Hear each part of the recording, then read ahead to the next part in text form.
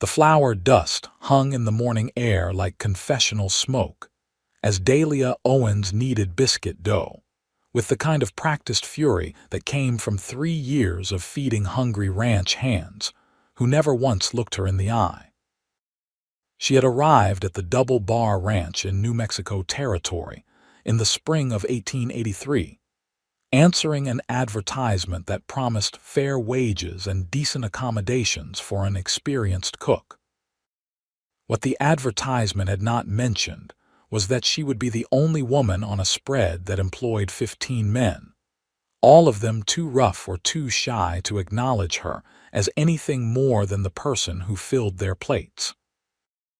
Dahlia had learned quickly to keep her head down, her biscuits fluffy, and her expectations lower than a rattlesnake's belly. The kitchen where she worked was a separate building from the main ranch house, a squat adobe structure with a massive iron stove that turned the place into an oven by midday. She had grown accustomed to rising before dawn, when the desert air still held the night's coolness, to prepare breakfast for men who would be in the saddle by sunup. Her hands moved through the familiar motions now without thought, cutting cold lard into the flour, adding just enough buttermilk to bring the dough together without overworking it. The secret, her mother had taught her back in Ohio before the fever took her, was to handle the dough like you were handling something precious and alive. Dahlia shaped the biscuits quickly and slid them into the oven, then turned her attention to the bacon that needed frying and the coffee that needed to be strong enough to wake the dead. Through the small window above her work table, she could see the sky beginning to lighten, turning from deep purple to a pale orange that promised another scorching day. She was 23 years old, and sometimes she felt like she had lived 100 years already. The screen door banged open and Rusty, the ranch foreman, stuck his grizzled head inside. "Smells good, Miss Owens. The boys will be here directly." She nodded without turning around. Rusty was decent enough, always respectful, but he treated her like a piece of furniture that happened to produce food. It was better than some of the alternatives she had encountered in her years of working as a cook, but it still left her feeling hollowed out inside, like she was disappearing a little bit more each day. The cowboys began filing in as the sun broke over the horizon, their boots making heavy sounds on the wooden floorboards, their voices low and rough with sleep. They took their seats at the long table without ceremony, waiting for her to bring the food. Dahlia loaded plates with bacon, eggs, and fried potatoes, saving the biscuits for last because they were best when they came straight from the oven. She had just pulled them out, golden brown and perfect, when she heard the foreman say, "Boys, this here is Fletcher Morgan. He is signing on for the season. Fletcher, grab yourself a seat." Dahlia did not look up immediately, busy as she was transferring the biscuits to a serving platter, but she heard a new voice say, "Appreciate it, sir," and something about the tone made her glance toward the table. The new cowboy was younger than most of the crew, probably no more than 25, with dark hair that needed cutting and eyes the color of creek water in winter. He was lean in the way of men who worked hard and ate irregularly, and there was a carefulness to the way he moved, like he was constantly aware of the space he occupied and the people around him. When his gaze happened to land on Dahlia, he did something none of the other men had done in 3 years. He smiled at her. It was not a leering smile or a dismissive smile, just a simple acknowledgement of her existence, and it hit Dahlia like a physical thing. She nearly dropped the platter of biscuits, catching it at the last moment and setting it on the table with more force than necessary. "Help yourselves," she said, her voice coming out rougher than intended. The men descended on the food like locusts, as they always did, but Dahlia noticed that Fletcher Morgan took only what he needed, leaving plenty for the others. He also waited until everyone else had been served before taking a biscuit for himself. When he bit into it, his eyes widened slightly. "Madam," he said, and this time he was definitely looking at her, "this is the finest biscuit I have ever eaten."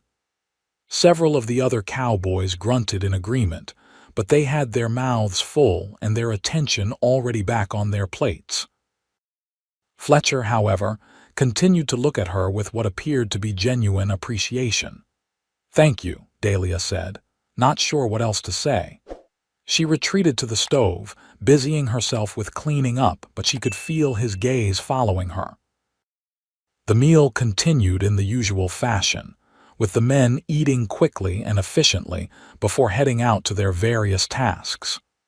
Dahlia had learned the rhythm of ranch life, even if she was not truly part of it. In the spring, there was calving to oversee and fences to mend. In the summer, they moved cattle to higher pastures and fought constantly against the brutal heat.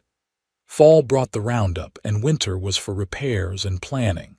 It was a hard life, and it made hard men. As the cowboys filed out, Fletcher Morgan lingered behind, his hat in his hands. "Miss," he said, "I wonder if I might trouble you for another biscuit. For later, I mean. We will be out on the range all day, and I expect I will get hungry." It was a reasonable request, but something about the way he asked, polite and almost hesitant, made Dahlia think he had another reason for staying behind. "Of course," she said, wrapping 2 biscuits in a clean cloth and handing them to him. Their fingers brushed briefly in the exchange, and she felt a jolt of something she had not felt in a very long time.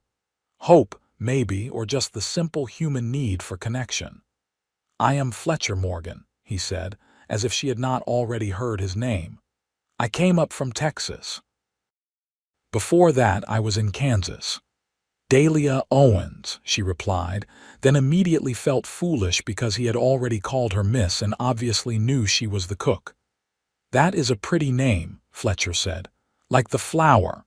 "My mother liked flowers," Dahlia said. "We had a garden back in Ohio before." Before the fever, before the death, before Dahlia had found herself alone at 18 with no family and no prospects except the ability to cook. She did not say all of that, but something in Fletcher's expression suggested he understood anyway. "I appreciate the biscuits, Miss Owens," he said. "I will see you at supper, I expect." "I expect you will," Dahlia replied. After he left, she stood in the empty kitchen for a long moment, her hand still tingling from where he had touched her. She told herself not to be ridiculous, that a simple kindness from a cowboy did not mean anything, that she had learned years ago not to expect more from life than what she already had. But the feeling persisted anyway, a small warmth in her chest that stayed with her through the long, hot day.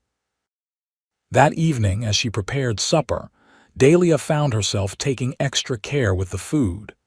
She made a pot roast with potatoes and carrots, baked beans with molasses, and a dried apple pie that used the last of her precious spices. And biscuits, of course.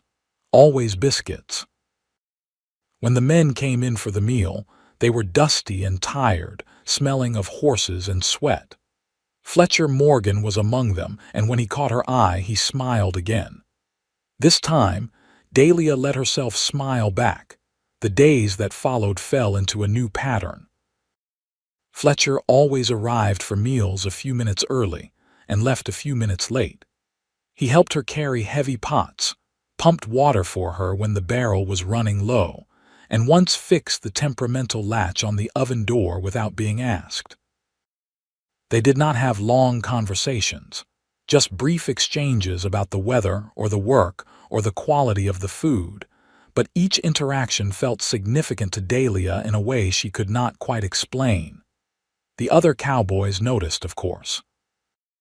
Men who worked in close quarters together noticed everything. But Rusty kept them in line with sharp looks and sharper words, and no one said anything directly to Dahlia.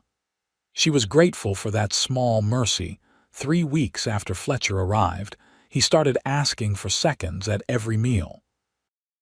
It started with biscuits, This story was always posted on the biscuits, channel The but Rusty soon Saddle. extended Please to do not whatever else she repost had it in any made. form. Dahlia knew it was not because he was still hungry. The portions she served were generous enough to satisfy even the hardest working men.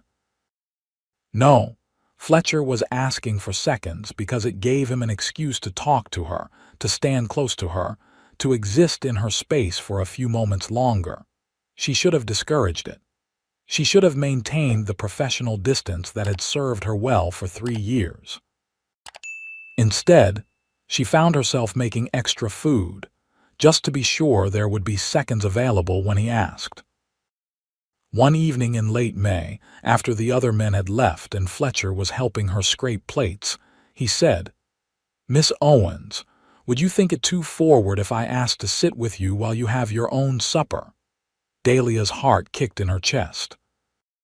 She always ate alone, after the men were gone and the kitchen was clean, usually standing up because she was too tired to bother with sitting down properly. The idea of having company, of having his company, was both thrilling and terrifying. "I suppose that would be all right," she said, trying to sound casual. "Though I warn you, I am not much of a conversationalist after cooking all day." "That is fine," Fletcher said.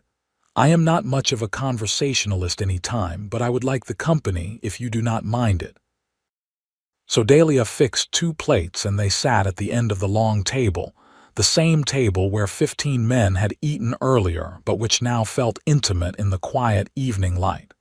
She had made chicken and dumplings, and Fletcher ate with obvious enjoyment. "You have a real gift," he said.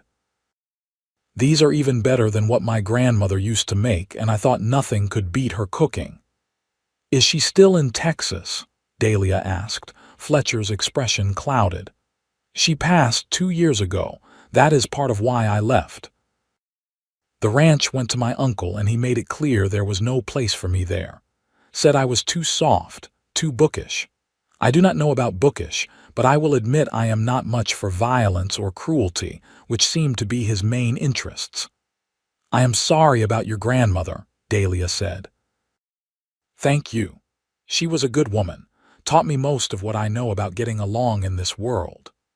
He paused, then added, "She used to say that you can tell everything you need to know about a person by the food they make, whether it is done with care or just obligation. Whether there is love in it or just duty." Dahlia felt her face grow warm. "And what do you think about my cooking?" Fletcher looked at her directly, his creek water eyes serious.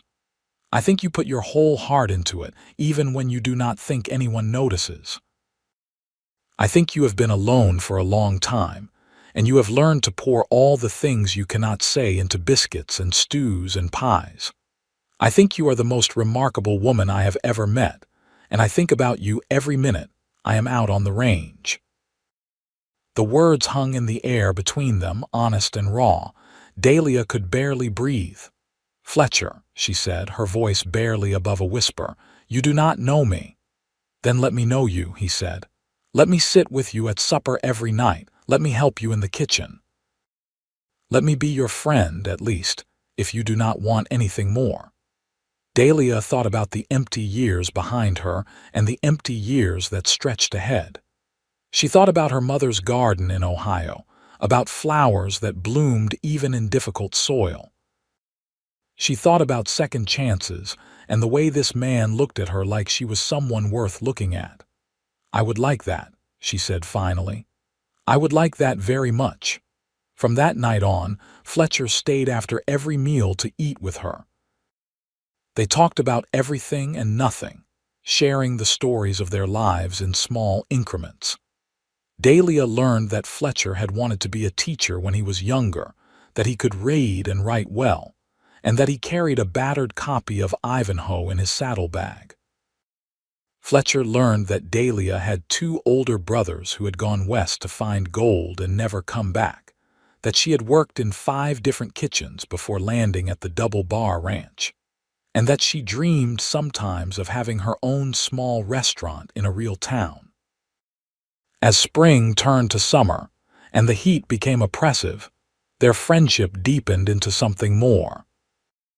It happened gradually, in stolen glances and accidental touches, in the way Fletcher started finding excuses to be near the kitchen during the day, and the way Dahlia started taking extra care with her appearance, washing her hair more often and wearing her better apron. The other cowboys continued to pretend not to notice, but Dahlia caught knowing looks passing between them. She waited for trouble, for someone to make a crude comment or try to interfere, but it never came. Later, she would learn that Fletcher had addressed the situation directly his first week, telling the men plainly that he respected Miss Owens and expected everyone else to do the same, and that anyone who had a problem with that could settle it with him outside. Coming from someone else, it might have provoked a fight. Coming from Fletcher, who was quiet but unmistakably tough, who worked harder than anyone and never complained, it commanded respect. In mid-June, the ranch owner, a man named Hutchins who Dahlia had met exactly 3 times in 3 years, announced that he was hosting a small gathering for the neighboring ranchers. It was political, Rusty explained, something to do with water rights and territorial legislature, but it meant extra work for Dahlia. She would need to prepare food for 20 people, including women, and it would need to be fancier than her usual fare. Dahlia threw herself into the preparations with a mixture of anxiety and excitement. She had not cooked for women in years, and the thought of being judged by people who might actually care about things like presentation and variety made her nervous. But it was also a challenge, a chance to show what she could really do when given the opportunity. Fletcher helped her as much as he could, riding into the nearest town, which happened to be Gila City about 15 miles south, to purchase additional supplies. He came back with white flour and refined sugar, fresh lemons that must have cost a fortune, real vanilla, and a bolt of fine white cloth for a tablecloth. "Fletcher, this is too much," Dahlia protested. "I cannot pay you back for all this." "I do not want you to pay me back," he said. "I want you to make something beautiful, because you deserve to show people what you can do. And because," he added more quietly, "I want those fancy ranchers and their wives to know that this place has the finest cook in the territory." Dahlia felt tears prick her eyes, but she blinked them away. "You are too good to me." "Not possible," Fletcher said. The day of the gathering arrived hot and clear. Dahlia had been cooking for 2 days straight, preparing dishes that could be made in advance and assembled at the last minute. She made a crown roast of pork, roasted chickens with herb stuffing, potato croquettes, creamed corn, green beans with almonds, 3 kinds of pickles, yeast rolls, and her biscuits. For dessert, she prepared a lemon cake with boiled icing, a cherry pie, and a blancmange that required every bit of her concentration to keep from curdling in the heat. When the guests arrived, Dahlia was too busy to pay much attention to them. She could hear the murmur of conversation from the main house, the occasional burst of laughter, the clink of glasses. Rusty and 2 of the younger cowboys had been pressed into service as waiters, carrying platters back and forth, and they reported that the food was being received with great enthusiasm. Dahlia was just pulling the last pan of biscuits from the oven when the kitchen door opened and a woman walked in. She was probably in her 40s, elegantly dressed despite the rustic setting, with silver threading through her dark hair. "You must be Miss Owens," the woman said. "I am Constance Hutchins. This is my husband's ranch." Dahlia wiped her hands on her apron and attempted an awkward curtsy. "Yes, madam. I hope everything is to your satisfaction." "My dear girl, everything is magnificent," Mrs. Hutchins said warmly. "I insisted on coming back here to tell you personally. That lemon cake is the finest thing I have tasted since leaving St. Louis, and as for those biscuits, well, I am going to need you to teach my cook how you make them so light." "Thank you, madam," Dahlia said, overwhelmed by the praise. "I understand you have been This with us story for was 3 posted years," on the channel The Mrs. Rusty Hutchins Saddle. continued. Please do not "I repost am it in any ashamed to form. admit I did not know we had someone of your caliber here. My husband handles all the ranch business, you see, and I spend most of my time in Santa Fe. But I am going to rectify that. Would you be willing to cater a larger party for me in the fall? I would pay you separately, of course, over and above your regular wages." Dahlia's mind raced. Extra money could mean savings, could mean options, could mean a future beyond this kitchen. "I would be honored, madam." "Excellent. We will discuss the details later. For now, I will leave you to your work, but I wanted you to know that you are appreciated, Miss Owens, truly." After Mrs. Hutchins left, Dahlia stood in the kitchen feeling like the world had tilted slightly. Recognition, appreciation, the possibility of something more. It was almost too much to process. Fletcher found her there an hour later, after the guests had departed, and the other cowboys had finished clearing away the remains of the meal. She was scrubbing a pot with more force than necessary, trying to work out the overwhelming emotions churning inside her. "I heard what Mrs. Hutchins said to you," Fletcher told her. "The whole bunkhouse is talking about it. They are proud of you, Dahlia. We all are." It was the first time he had used her given name, and the sound of it in his voice made her set down the pot and turn to face him. "Fletcher, I have been thinking," she said. "If I do well with Mrs. Hutchins's party, if I can build a reputation for catering, maybe I could save enough money to actually open that restaurant I told you about. Maybe in Gila City or even Santa Fe." "That is wonderful," Fletcher said, but something in his expression had shuddered. "What is wrong?" Dahlia asked. He was quiet for a moment, then said, "Nothing is wrong. I am happy for you. You deserve every good thing that comes your way. I suppose I was hoping." "Hoping what?" "Hoping that when you made your plans for the future, they might include me," Fletcher said. The words came out rough, like they hurt to say. "But I understand if they do not. You have dreams, and I am just a cowboy with no prospects and no right to ask you to give up anything for me." Dahlia crossed the kitchen in 3 strides and took his hands in hers. They were calloused and strong, the hands of a working man, and they trembled slightly at her touch. "Fletcher Morgan," she said firmly, "you listen to me. Every dream I have had since the day you walked into this kitchen has included you. Every single one. I just did not know if you felt the same way, if this was real, or if I was imagining it." "You are not imagining it," Fletcher said. His voice was low and intense. "Dahlia, I have been in love with you since that first morning when you almost dropped the biscuit platter because I smiled at you. I have been trying to figure out how to tell you, how to ask if you might consider, if you might possibly feel the same way." "I do," Dahlia said. "I feel the same way. I love you." The words, once spoken, seemed to fill the kitchen with light. Fletcher pulled her close, wrapping his arms around her, and Dahlia let herself lean into his strength. They stood like that for a long time, holding each other in the quiet evening, and it felt like coming home. "I do not have much to offer you," Fletcher said eventually. "But I have been saving my wages. I have almost $200 put by. It is not enough for a restaurant, but it is a start. And I will work as hard as I need to, do whatever I need to do to help you build the life you want." "The life I want is with you," Dahlia said. "Everything else is just details." They began courting properly after that, though it was complicated by the fact that they lived and worked in the same place. There was no privacy on a ranch, no way to steal moments alone without everyone knowing about it, but they managed. Fletcher took Dahlia for walks in the evening after the dishes were done, and before the light failed completely.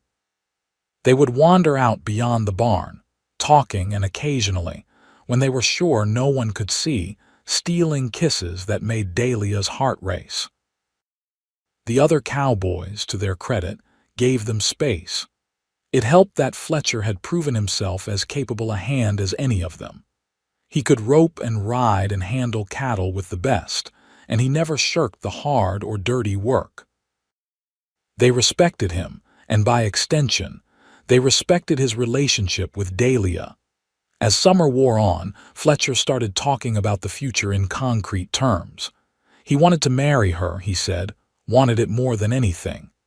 But he would not ask properly until he had something solid to offer her.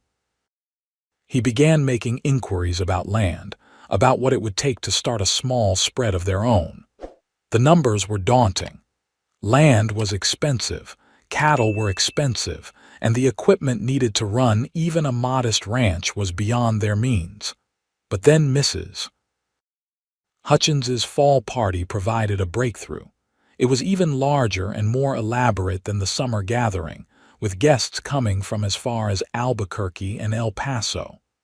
Dahlia worked herself to exhaustion preparing food for 40 people, and the event was a tremendous success. Mrs. Hutchins paid her $50, and 3 of the other women asked for her services for their own upcoming events. By October, Dahlia had an additional $130 saved. Combined with Fletcher's savings, they had enough for a down payment on a small property near Gila City that included a house and enough land for a garden and some chickens. It was not much, but it was a start. Fletcher proposed to her on the first day of November. He did it properly, going down on one knee in the kitchen after supper, presenting her with a simple gold band that had belonged to his grandmother. "Dahlia Owens," he said, "I do not have much to give you except my heart and my promise that I will spend every day for the rest of my life trying to make you happy. Will you marry me?" "Yes," Dahlia said, tears streaming down her face. "Yes, 1,000 times yes." They married in Gila City. 2 weeks later, in a simple ceremony at the small Catholic church with Rusty and Mrs. Hutchins standing as witnesses. Dahlia wore a dress she had made herself from pale blue cotton, and Fletcher wore his best shirt and a new string tie. After the ceremony, they had a wedding supper at the boarding house, where Dahlia had prepared the food herself, because she could not bear to let anyone else do it. There were biscuits, of course, and Fletcher made a toast about how she had melted his heart with those biscuits, and how asking for seconds had been the best decision of his life. "And now," he said, raising his glass, "I am asking for forever." The room erupted in cheers and applause, and Dahlia felt happiness burst through her chest like sunrise. They stayed in Gila City that night, in a rented room that was small but clean and blessedly private. Dahlia had been nervous about her wedding night, but Fletcher was gentle and patient, and when they finally came together as husband and wife, it felt like the most natural thing in the world. Afterward, they lay tangled in the sheets, talking and laughing and making plans for their future. "I was thinking," Fletcher said, "about that property near town. The house needs work, but it has a good well and the land is fertile. We could keep some chickens and maybe a milk cow. And you could start your catering business from there, maybe eventually open a small restaurant if that is what you still want." "What about you?" Dahlia asked. "What about your work?" "I can hire on at one of the nearby ranches for the busy seasons," Fletcher said, "or do day labor. Whatever it takes, but I want to build something with you, Dahlia, something that is ours." They returned to the Double Bar Ranch the next day to work out their notice. Hutchins was unhappy to lose them both, but understood. He offered them a bonus for their years of service, which they gratefully accepted. Rusty, gruff as always, pulled Fletcher aside and told him he had better treat Miss Owens right, or he would answer to every cowboy in the territory. Fletcher solemnly promised that he would. They moved to their new property just before Christmas. The house was small, Just 3 rooms, but it had good bones and a large kitchen with a modern stove that Dahlia fell in love with immediately. Fletcher spent the winter making repairs and improvements while Dahlia set up her catering business. She put advertisements in the Gila City newspaper and on the bulletin board at the This general story was store, posted on the channel offering The her Rusty services Saddle. for Please do parties, not weddings, repost it and in any special form. occasions. The response was better than she had dared hope. It turned out that Mrs.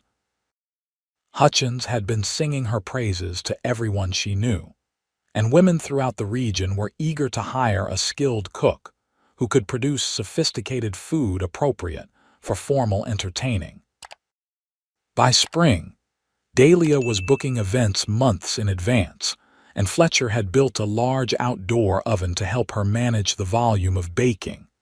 They fell into a rhythm as husband and wife that felt both comfortable and exciting. Dahlia would rise early to bake, filling their small house with the smell of bread and biscuits and cakes. Fletcher would do the heavy work of hauling water and chopping wood, tending to their chickens and the vegetable garden that Dahlia had planted in the spring. In the afternoons, he would ride out to whatever ranch had hired him for the day, while Dahlia focused on her cooking. Evenings were theirs, spent talking about their days, planning for the future, and simply enjoying each other's company. In June, Dahlia realized she was pregnant. She told Fletcher one evening after supper, watching his face carefully to gauge his reaction. They had not talked much about children, both of them so focused on establishing their new life together. "A baby," Fletcher said, his voice full of wonder. "We are going to have a baby." "In February, I think," Dahlia said. "Are you happy about it?" "Happy." Fletcher pulled her into his arms, laughing. "Dahlia, I am beyond happy. I am terrified and thrilled and so grateful I can hardly stand it. A baby, our baby." They spent the rest of the evening making plans, talking about names and how they would convert the small storage room into a nursery. Fletcher insisted that Dahlia cut back on her catering work as her pregnancy progressed, not wanting her to exhaust herself. Dahlia agreed, though she continued to take smaller jobs that did not require quite so much physical labor. In August, Fletcher came home with news that made both of them sit up straight. One of the established restaurants in Gila City was going up for sale. The owner, an elderly man named Parsons, wanted to return east to live with his daughter and was looking for a buyer who would maintain the business rather than just acquiring the property. "How much is he asking?" Dahlia asked, her heart pounding. $500 for the building and equipment, plus he wants the new owner to keep his head cook on staff, Fletcher said. "I know it sounds like a lot, but Dahlia, this could be exactly what you have been dreaming of. A real restaurant in town with an established customer base." They spent days going over their finances, calculating what they could afford. Between Dahlia's catering earnings and Fletcher's wages, they had saved nearly $400. It was not enough, but Fletcher suggested they could take out a small loan for the difference, using their property as collateral. It was risky, and they both knew it. If the restaurant failed, they could lose everything. But the opportunity was too good to pass up. They met with Mr. Parsons in early September. He was a thin, tired-looking man who seemed genuinely pleased that a young couple was interested in taking over his life's work. "My wife and I ran this place for 30 years, he told them. "It has a good reputation, steady business. The problem is I am getting too old to keep up with it, and since my wife passed 2 years ago, my heart has not been in it. You seem like good people. I think you would do right by the place." After some negotiation, they agreed on a price of $450, with the understanding that Dahlia would spend a month working alongside Mr. Parsons and his head cook to learn the operations before taking over completely. Fletcher secured the loan from the bank in Gila City, putting up their property as security, and by the end of September, they were the proud owners of Parsons' Restaurant. Dahlia wanted to rename it, but Fletcher convinced her to keep the established name for now. "We can always change it later," he said. "But right now, people know Parsons' Restaurant. Let us build on that recognition before we start making changes." It was good advice. The transition went more smoothly than Dahlia had feared. Mr. Parsons was patient and thorough, teaching her everything about managing the business side of running a restaurant. The head cook, a taciturn man named Jim, was initially skeptical about working for a woman, but came around quickly once he tasted her food.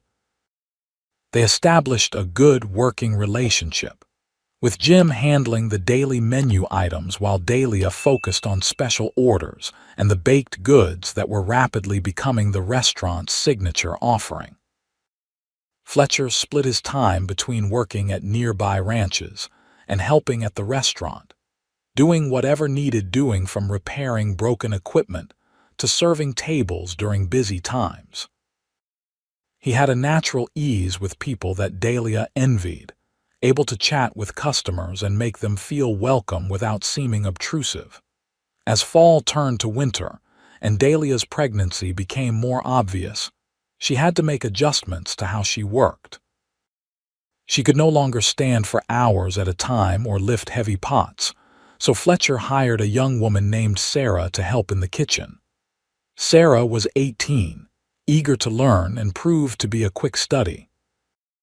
Dahlia found herself enjoying the role of teacher, passing on the techniques her own mother had taught her. Their son was born on a snowy February morning in 1885, after a labor that lasted 14 hours and left Dahlia exhausted but triumphant. Fletcher, who had been pacing the hallway outside their bedroom like a caged animal, broke down in tears when the midwife finally let him in to meet his child. "He is perfect," Fletcher whispered, holding the tiny bundle with the kind of awe usually reserved for religious experiences. "Dahlia, he is absolutely perfect." They named him Thomas after Dahlia's father and called him Tommy from the start. He was a good baby, healthy and strong, with his father's dark hair and his mother's gray eyes. Dahlia took 6 weeks off from the restaurant to recover and bond with her son, but she found that she missed the work. Cooking was not just what she did, it was part of who she was.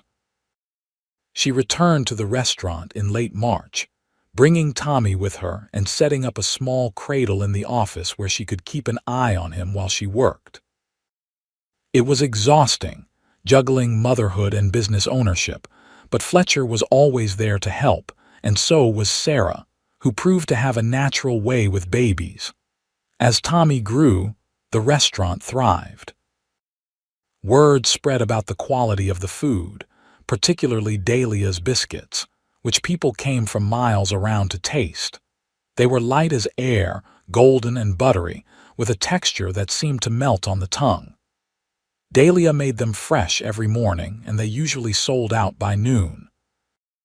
One regular customer, a businessman from Santa Fe, told Fletcher that the biscuits reminded him of his childhood, of his mother's love and warmth, and that eating them made him feel like he was home again. Fletcher shared the comment with Dahlia that evening, and she felt tears prick her eyes. "That is what I always wanted," she said. "To make food that matters to people, to give them something more than just sustenance." "You do that every day," Fletcher assured her. "You have no idea how many lives you touch with your cooking."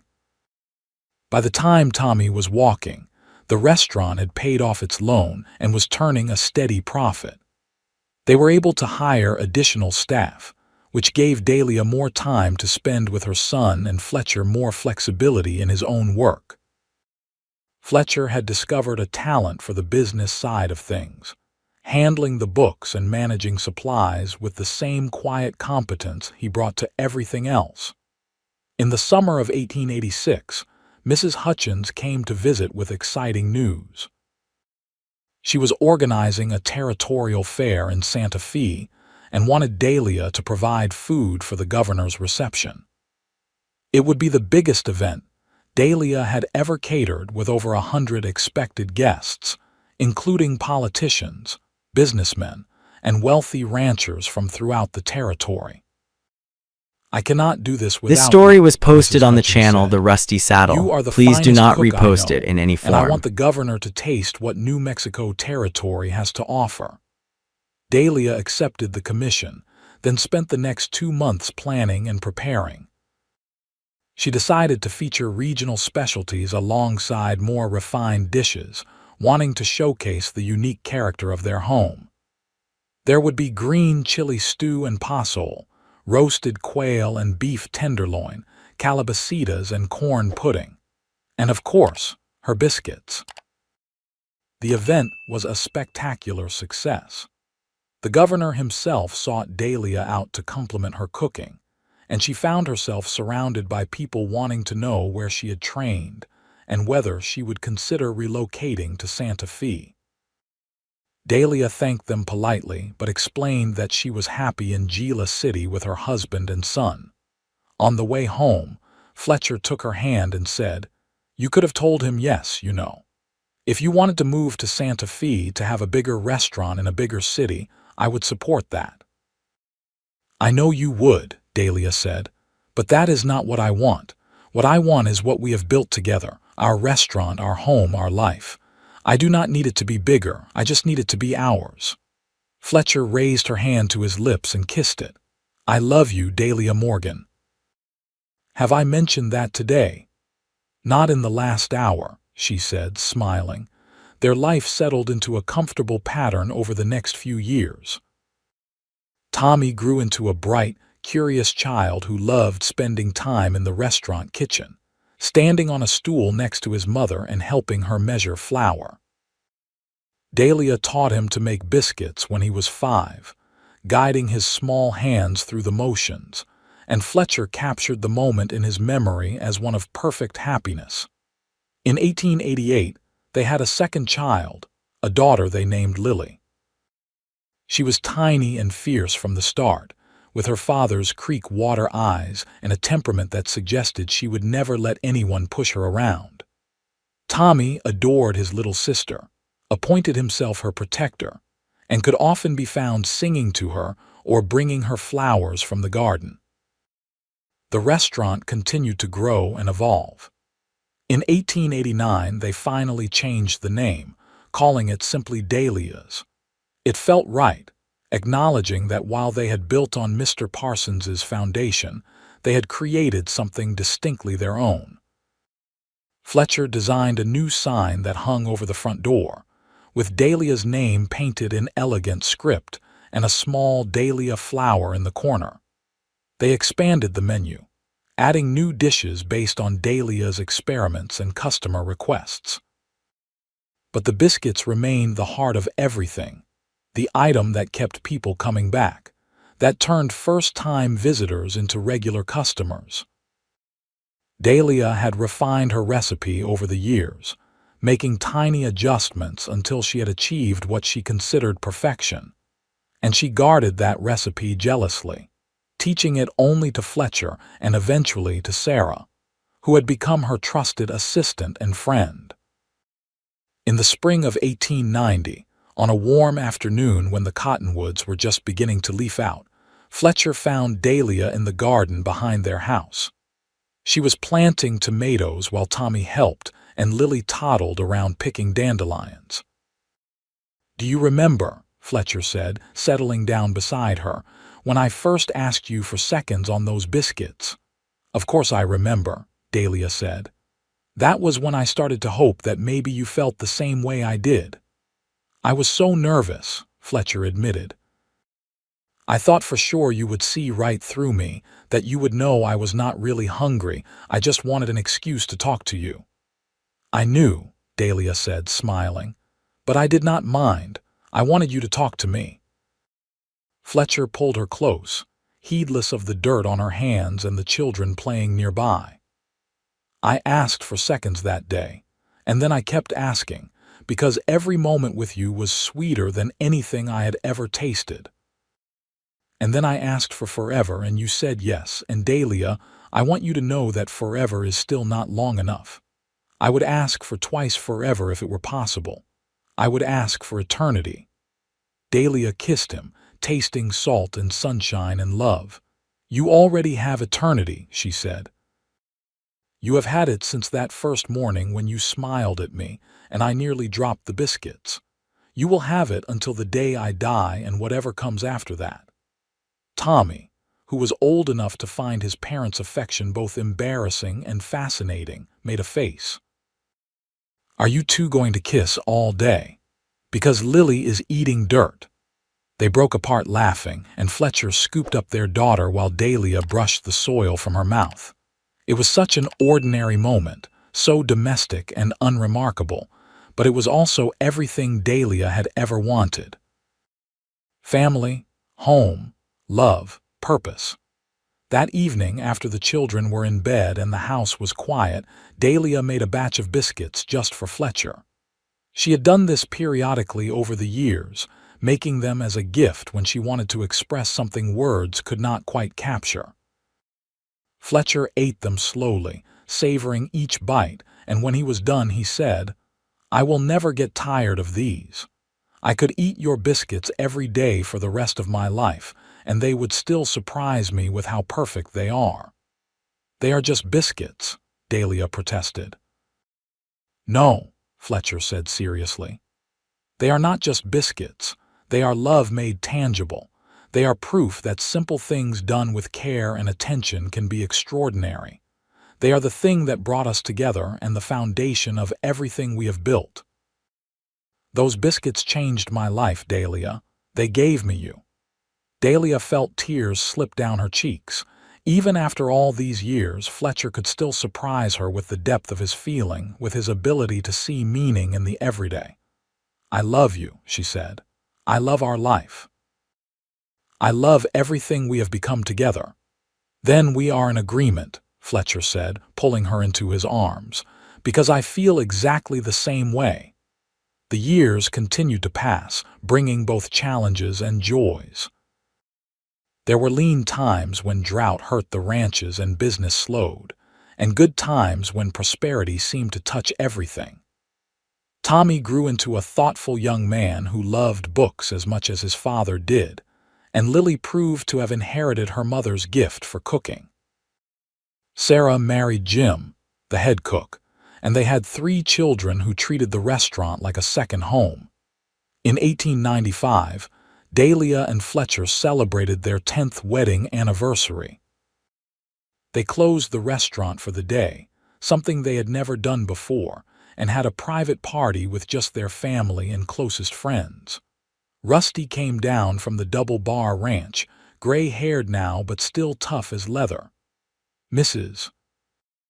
Hutchins sent a telegram from Santa Fe with her congratulations and a generous check. The celebration was simple but heartfelt, full of laughter and good food and genuine affection. That night, lying in bed with Fletcher's arms around her, Dahlia thought about the girl she had been 10 years ago, lonely and invisible, convinced that her life would always be defined by what she lacked rather than what she had. That girl would never have believed this future was possible, that she could be so completely happy. "What are you thinking about?" Fletcher asked sleepily. "About biscuits," Dahlia said. Fletcher laughed. "After 10 years, I should have known that would be the answer." "No, I am serious," Dahlia said. "I am thinking about how strange it is that something so simple, so basic, could end up meaning so much. Flour and lard and buttermilk mixed together and baked, but those biscuits brought you to me. They gave me confidence and purpose. They built our business and fed our family. It is like, I do not know, like they were magic." "Maybe they were," Fletcher said. "Or maybe you are the magic and the biscuits are just one of the ways it manifests. Either way, I am grateful. I am grateful for the biscuits and for you, and for every single day we have had together." "Even the hard days?" Dahlia asked. "Especially the hard days," Fletcher said, because those are the days when I got to watch you be strong and brave and absolutely magnificent. Those are the days when I fell in love with you all over again." They made love then, slow and sweet, with the familiarity of a decade together and the passion that had never diminished. Afterward, Dahlia drifted off to sleep feeling utterly content, utterly at peace. As their children grew older, Dahlia began teaching them everything she knew about cooking and running a business. Tommy had his father's head for numbers and organization, while Lily had a creative flair that led her to experiment with new recipes and techniques. Together, they represented the future of the restaurant, and Dahlia took great pride in watching them develop their skills.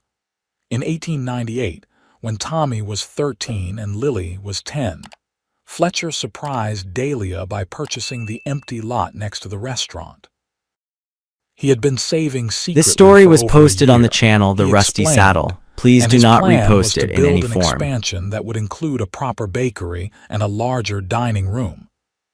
"We have outgrown our current space," he said, "and I want to build something that will last, that Tommy and Lily can take over someday if they choose to. Something that will be part of Gila City for generations." The construction took 8 months, and during that time, the restaurant continued to operate, though in somewhat cramped conditions. But when the expansion was finally complete in early 1899, it was worth the inconvenience. The new bakery had 2 ovens and a large workspace where Dahlia could produce much higher volumes of bread and pastries. The dining room could now seat 40 people comfortably, and there was a private room in the back for special events. They held a grand reopening on Valentine's Day, which seemed appropriate given that the restaurant had always been, at its heart, a love story. The whole town turned out for the celebration, and Dahlia made hundreds of her famous biscuits, giving them away for free to anyone who wanted them. It was her way of saying thank you, of acknowledging that their success had been built on the support of the community. As the 19th century drew to a close and the 20th began, Dahlia felt herself becoming reflective. She was 38 years old, no longer young but not yet old, and her life had exceeded every dream she had ever allowed herself to have. She had a husband who loved her deeply, 2 healthy children who were growing into remarkable people, and a business that provided not just income but genuine satisfaction and purpose. One morning in the early spring of 1900, as she was making her daily batch of biscuits, she realized that Fletcher was watching her from the doorway. "How long have you been standing there?" she asked. "Not long," he said. "I just like watching you work. You have such grace, such confidence." "It is beautiful. I have been making biscuits for nearly 20 years, Dahlia said. "I would hope I have some confidence by now." Fletcher crossed the kitchen and wrapped his arms around her from behind, resting his chin on her shoulder. "Do you ever miss it? The quieter life we had at the beginning when it was just the 2 of us?" "Sometimes," Dahlia admitted. "But I would not trade what we have now for anything. Our children, our business, our place in this community, it is all more than I ever thought I would have." "I feel the same way," Fletcher said. "Though I will admit, I am looking forward to when the kids are grown and it is just us again. Not that I want to rush them out the door, but I think there is something nice about the idea of growing old together, just you and me." "Just you and me and the restaurant," Dahlia corrected, smiling. "Just you and me and the restaurant," Fletcher agreed. As their children entered adolescence and then young adulthood, Dahlia and Fletcher found themselves evolving into new roles. Tommy went away to school in Albuquerque for 2 years, studying business and accounting, before returning home to take over much of the restaurant's administrative work. Lily, more interested in the creative side, became Dahlia's partner in the kitchen, bringing fresh energy and new ideas while respecting the traditions that had made the restaurant successful. In 1905, Tommy announced that he was engaged to a young woman named Margaret, the daughter of the local banker.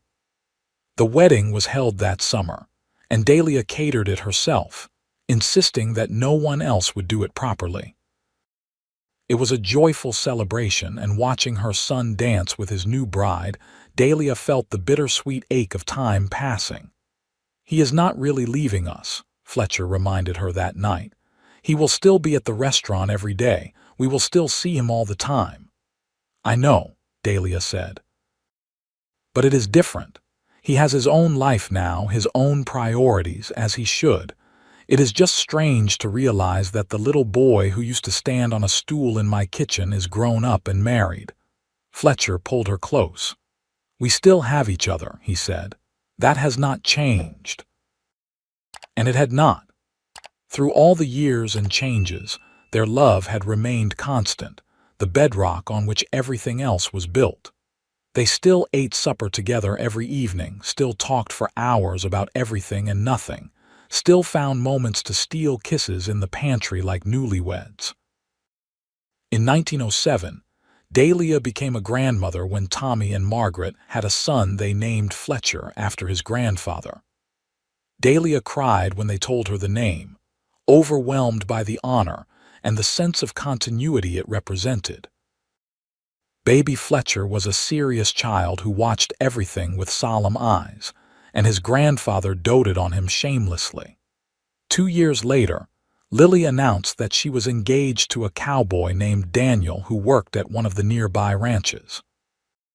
He was a good man, respectful and hardworking, and he clearly adored Lily. Fletcher gave them his blessing with the understanding that Daniel would need to find work that kept him closer to home, as Lily had no intention of leaving the restaurant. Daniel proved adaptable, hiring on as a ranch hand at a spread just outside of Gila City that allowed him to come home every evening.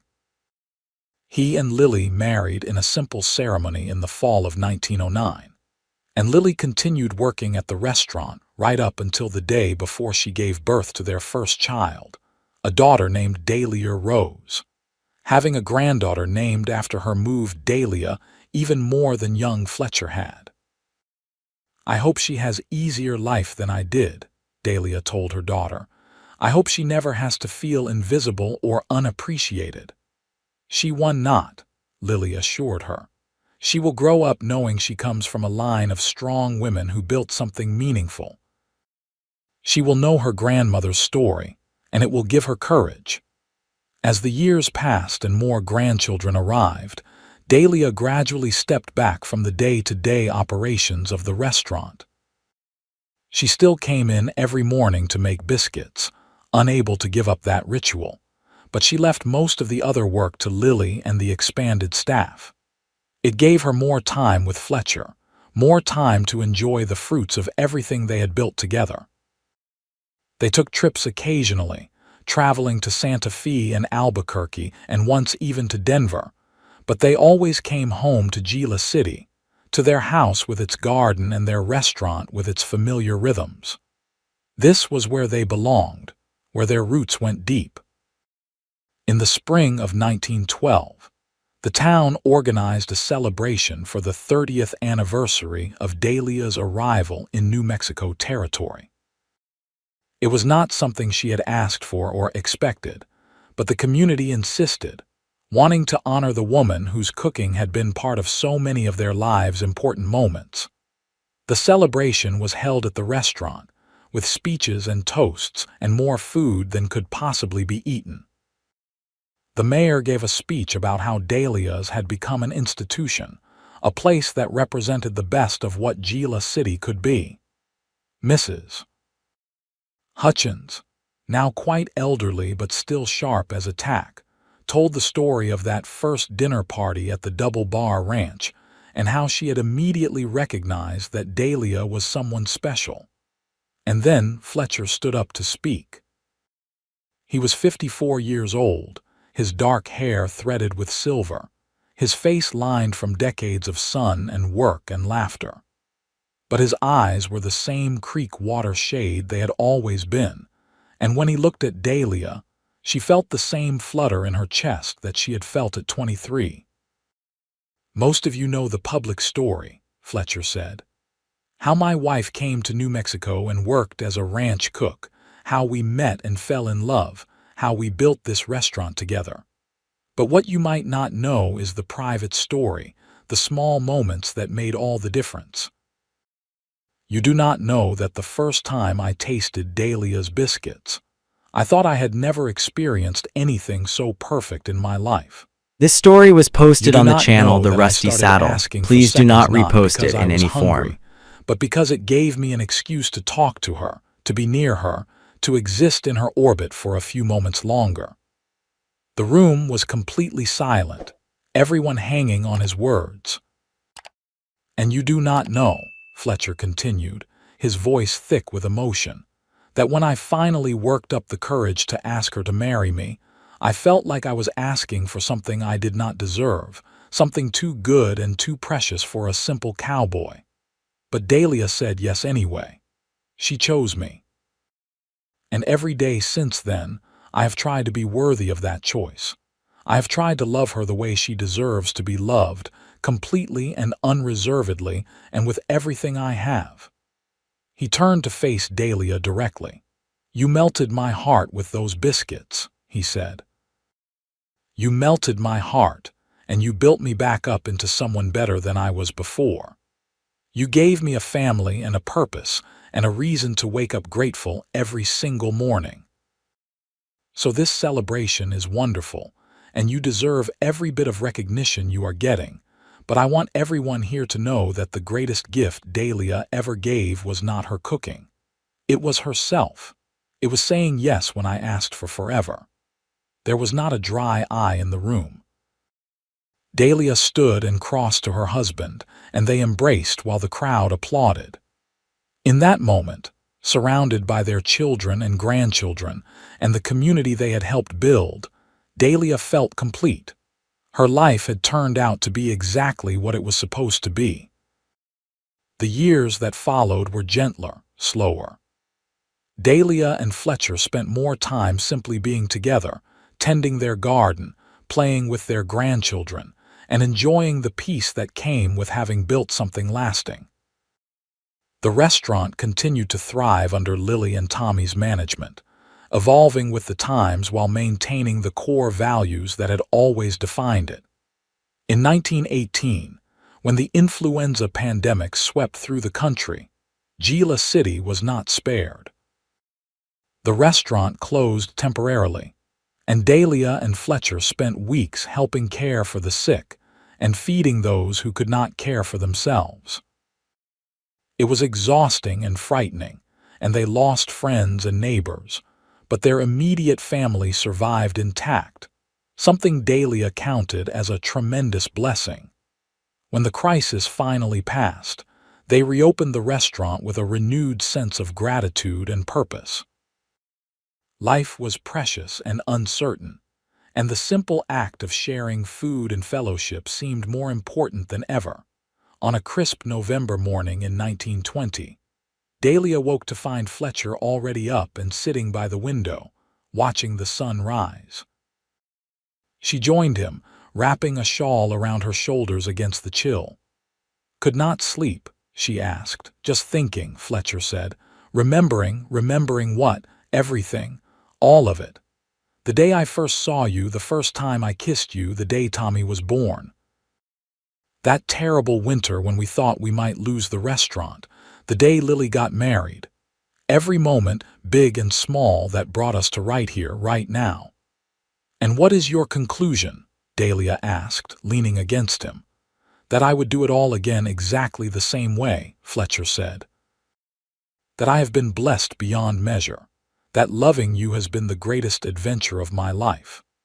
They sat together in comfortable silence as the sun climbed higher, painting the sky in shades of pink and gold. Dahlia thought about all the years behind them and whatever years remained ahead.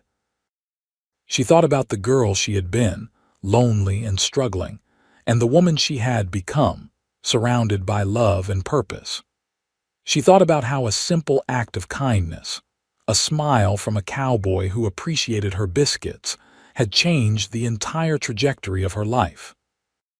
"Fletcher," she said quietly, "do you remember when you asked me for forever?" "Of course I remember. It was the most important thing I ever asked anyone." "You know what I realized," Dahlia said. "Forever is not just one thing. It is made up of all these small moments, these ordinary days where nothing special happens except that we are together. Forever is morning coffee and evening walks and making biscuits on Tuesday. Forever is the accumulation of all these little forevers, strung together like beads on a string." "That is beautiful," Fletcher said. "That is us," Dahlia replied. "We are beautiful. Not because we did anything extraordinary, but because we chose each other every single day. Because we built a life together one day at a time, one biscuit at a time, and we never stopped choosing each other." Fletcher kissed her temple. "I will always choose you. Until my last breath and beyond, I will always choose you." In the years that followed, Dahlia and Fletcher settled into the comfortable rhythms of old age. They remained active in the restaurant, though more as beloved figureheads than active managers. Dahlia still made biscuits most mornings, though her hands were not as steady as they once were, and Lily often helped her. Fletcher still kept the books, though Tommy handled most of the actual decision-making. They took pleasure in watching their grandchildren grow, and eventually their great-grandchildren arrive, a whole new generation to carry the family forward. On their 40th wedding anniversary in 1925, the restaurant held another celebration. Dahlia was 64 years old, Fletcher 66, and they had lived long enough to see their modest biscuit and love story become part of the town's history. The celebration was quieter than the one 13 years earlier, more intimate but no less meaningful. That night, alone in their bedroom, Fletcher presented Dahlia with a small wooden box he had carved himself. "Open it," he urged. Inside was a folded piece of paper, yellowed with age. Dahlia unfolded it carefully and found a recipe written in her own younger handwriting. Her biscuit recipe, the one that had started everything. "Where did you get this?" she asked. "I asked you for it once, years ago, and you wrote it down for me," Fletcher said. "I kept it all these years because it felt important. This recipe, these words in your handwriting, they represent everything we have become. I thought maybe we could give it to the grandchildren, so they will always know where they came from." Dahlia felt tears streaming down her face. "You kept this for 40 years. I kept it because it mattered," Fletcher said simply. "Because you mattered. Because those biscuits brought me to you, and you are the best thing that ever happened to me." They made love that night with the tenderness of long practice, their bodies familiar but still capable of surprising each other. Afterward, they lay tangled together, talking about the past and the future until they drifted off to sleep. As the 1920s gave way to the 1930s, Dahlia and Fletcher continued their quiet life in Gila City. The restaurant thrived even through the hardships of the Great Depression, providing affordable meals and sometimes free food to those who could not pay. Dahlia insisted on this policy, remembering her own lean years, and Fletcher supported her completely. "They would figure it out," he said. "They always did." In the summer of 1935, Fletcher suffered a heart attack while working in the garden. Dahlia found him collapsed among the tomato plants and screamed for help.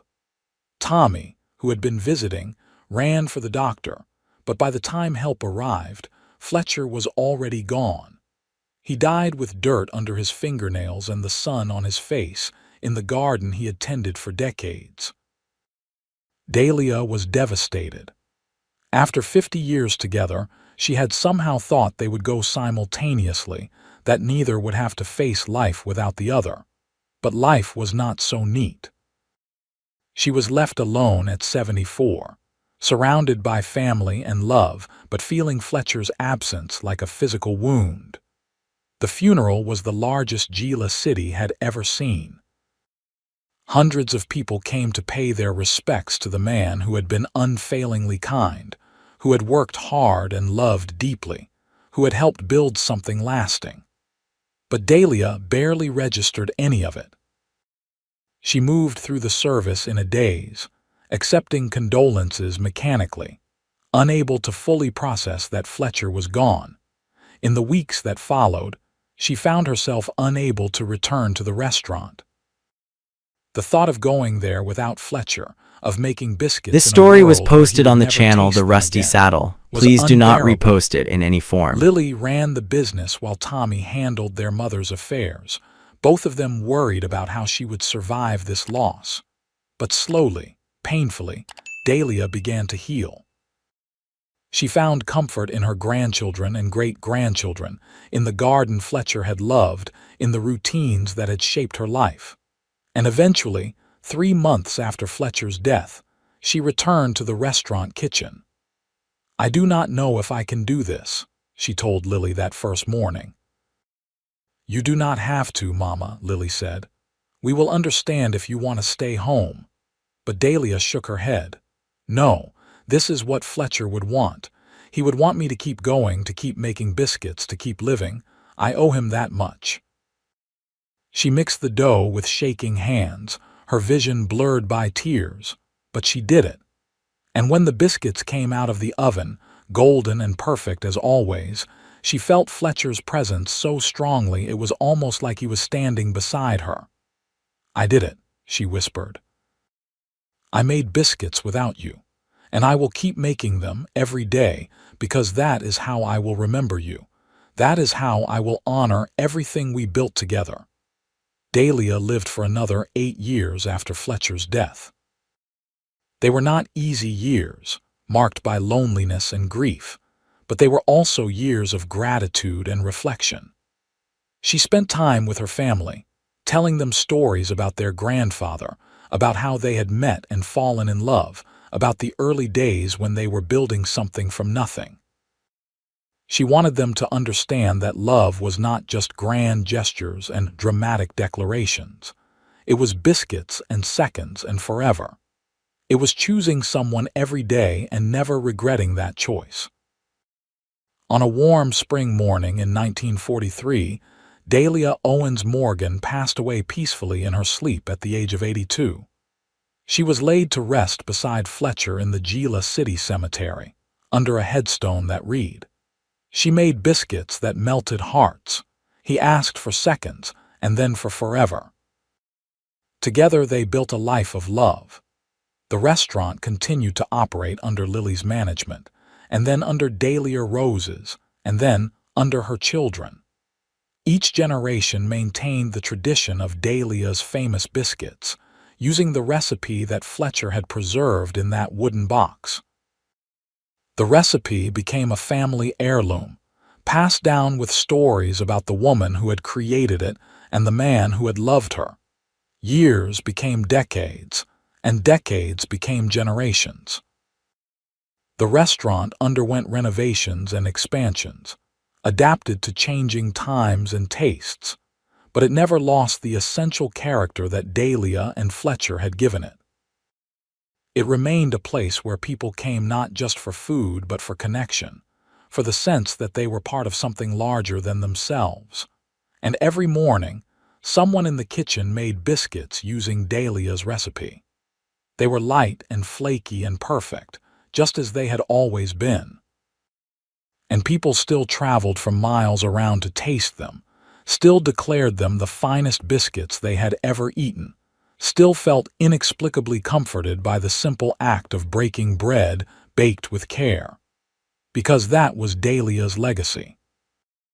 Not just a recipe or a restaurant, but the understanding that the smallest acts of love could build empires, that a biscuit made with care could change a life, that asking for seconds could lead to forever, that a shy cowboy and a lonely cook could find each other in the vastness of the New Mexico territory and create something that would outlast them both. Their love story became part of Gila City's folklore, told and retold until it took on the quality of legend. But to those who had known them, who had witnessed their devotion firsthand, there was nothing mythical about it. It was simply true. Fletcher and Dahlia had loved each other completely, had built something meaningful together, and had proved that happily ever after was not just a fairy tale ending but something that could be achieved through patience, kindness, and the daily choice to love. And in the end, that was all that mattered. Not wealth or fame or grand achievements, but love. The love between two people who found each other against all odds and held on tight, through every challenge and change, until death finally parted them. The love that began with Biscuits and grew into forever, feeding not just bodies but souls, not just a family but an entire community. That love, that beautiful, ordinary, extraordinary love, was what lasted. It was what mattered. It was everything.